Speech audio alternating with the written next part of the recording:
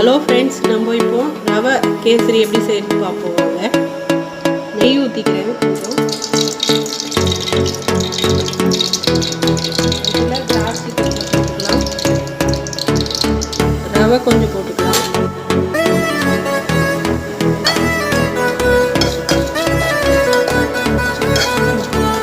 ரவை நல்லா ரோஸ்ட் ஆயிடுச்சு.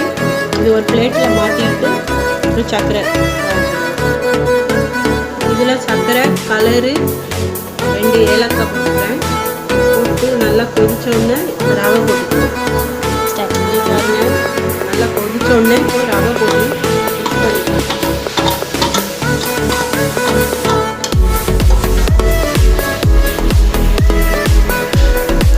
இங்கே பாருங்கள் ஃப்ரெண்ட்ஸ், கேசரி ரெடி ஆயிடுச்சு. நல்லா தட்டில் போட்டுக்கிறேன். நீங்களும் ட்ரை பண்ணி பார்த்து எப்படி இருக்குன்னு ஷேர் பண்ணுங்கள், கமெண்ட் பண்ணுங்கள், லைக் பண்ணுங்கள், சப்ஸ்கிரைப் பண்ணுங்கள் ஃப்ரெண்ட்ஸ். தேங்க்யூ.